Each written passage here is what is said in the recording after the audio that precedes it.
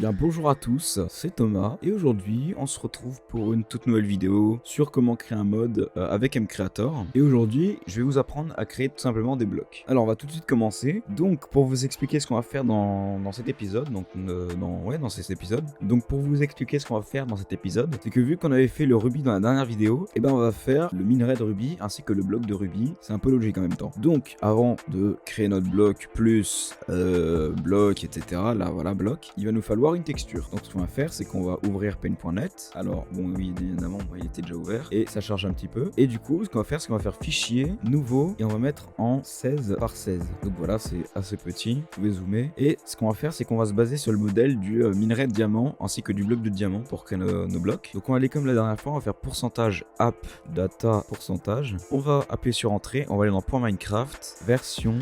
Moi, c'est la 1.16.2 assets Minecraft texture bloc. Et on va rechercher tout ce qui est en rapport avec le diamant. Et voilà, on a le bloc de diamant et le minerai de diamant. On va glisser déposer la texture du minerai de diamant dans paint.net. On va faire ajouter un calque. Ensuite, on va changer la couleur des petits trucs bleus, des petits pixels bleus. Ce qu'on va faire, c'est qu'on va faire ajustement, teinte, saturation. Et pour avoir du rouge à la place du bleu du diamant, on va le mettre à 180. Donc c'est le même rouge que le rubis en fait. Voilà, on peut supprimer l'arrière-plan. On va dans fichier du coup, enregistrer sous. Moi c'est bureau. Ah ben en fait c'était bon. Voilà, bloc. J'avais en fait, donc vous allez dans votre dossier. Moi c'est Mcreator texture, bloc. Et là on va pouvoir le renommer. On va l'appeler Ruby underscore or. Enregistrer, ok. Voilà. Maintenant ce qu'on va faire, c'est qu'on va prendre le bloc de diamant. On va le glisser déposer dans paint.net. Ajouter un calque. On peut supprimer le bloc, enfin le minerai de Ruby. Ensuite on fait ajustement, teinte, saturation. Et on remet à 180. On fait ok. Ensuite pour enregistrer, on fait fichier, enregistrer sous. Et à la place de Ruby or, à la place de or, tout simplement, on va mettre bloc. Enregistrer, ok.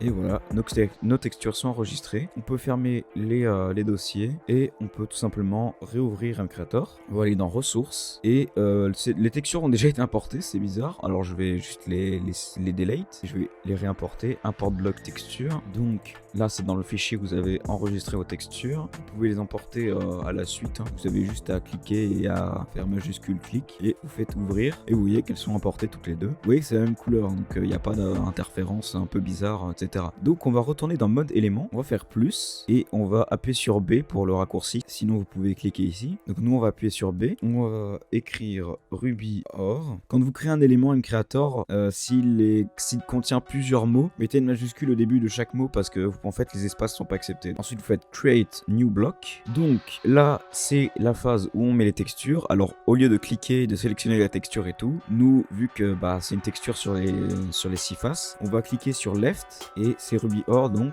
la texture, on va sélectionner la texture du minerai de Ruby. Quand on clique sur left en fait et qu'on sélectionne une texture, ça va le mettre automatiquement sur toutes les autres. Donc on va aller dans properties maintenant, name in GUI c'est bon, Ruby or, material rock, on va laisser dans rock, creative inventory tab, on va laisser à building blocks, block sound, on va plutôt le mettre à stone par exemple, hardness, on va le mettre à 2, résistance, on va le mettre à 15, donc ça vous pouvez toujours aller chercher si vous voulez mettre un truc custom, mais moi c'est les réglages des minerais de base de Minecraft. Alors block sleeperness c'est pour si il est glissant comme de la glace ou s'il est collant un petit peu comme le bloc de slime ou de miel. Et ensuite tout ce qui est là on va pas y toucher pour l'instant vu que c'est que un minerai. Custom drop évidemment on va choisir le Ruby, on veut qu'il en drop qu'un seul. Creative pick item ça on va pas le changer. Tool able to destroy it on va mettre sur pickaxe. Tool harvest level to break with drop on va le mettre à 2, donc c'est le niveau de harvest level 2, donc c'est minimum une pioche en fer. Et donc les deux derniers trucs à cocher on va pas en avoir besoin. Du coup là on va aller dans advanced properties,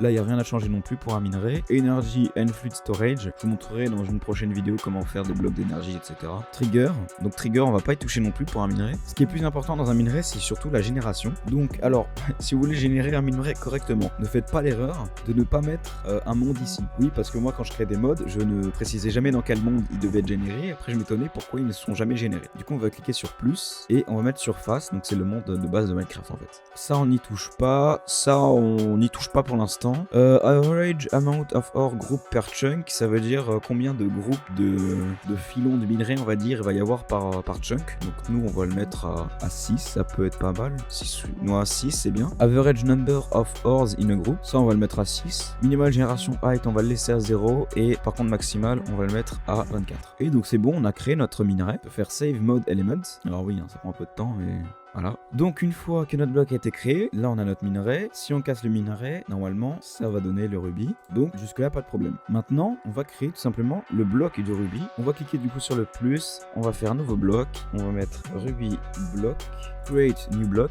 On va choisir sa texture. Elle est déjà présélectionnée vu que c'est la première. Properties, on va le mettre en iron par contre, vu que c'est un bloc de minerai. Metal, je sais que c'est pas très logique, mais c'est pour que les bruits soient cohérents avec les bruits naturels de Minecraft, on va dire. Hardness, on va le mettre à 3. Et résistance, on va le mettre à 20. Ça, on va pas le toucher. Custom drop, on n'est pas obligé de le mettre de toute façon. Si on ne met pas de custom drop, il va se dropper lui-même en fait. Voilà, donc dans Tool Able to Destroy It Pickaxe, on va le mettre au Harvest Level 2, donc c'est-à-dire à la pêche en fer. Advanced Properties. Advanced Properties, on n'y touche pas. Tile Entity, on n'y touche pas. Energy and Field Storage, on n'y touche pas. Trigger, on n'y touche pas. Génération, on n'y touche pas. On peut faire Save Mode Element.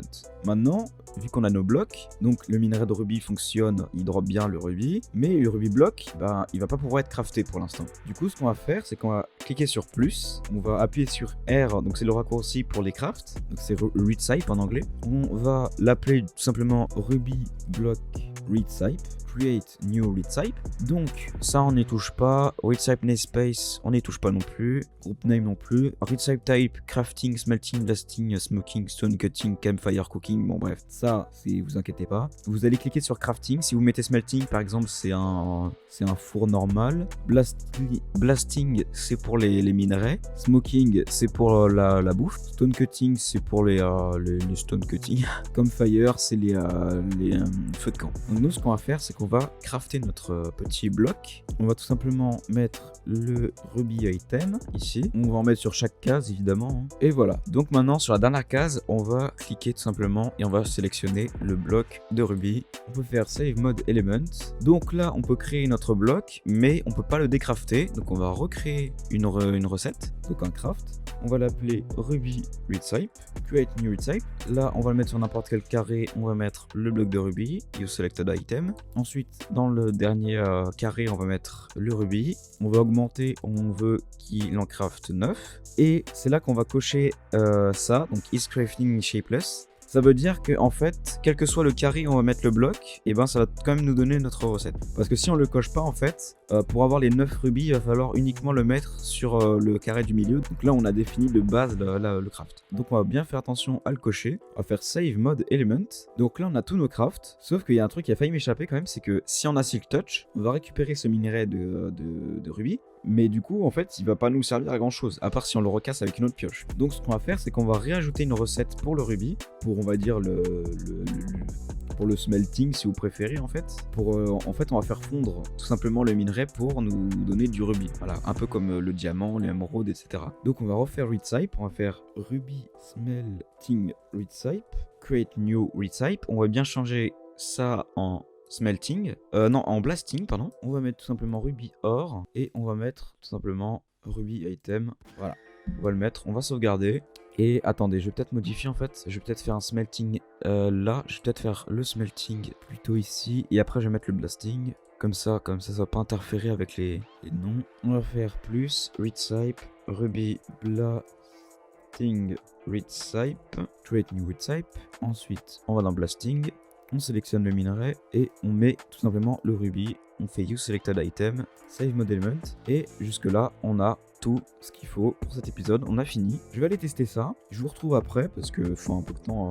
Faut qu'il y ait un peu de temps avant que ça build et que ça lance. Donc je vous retrouve juste après. À toutes.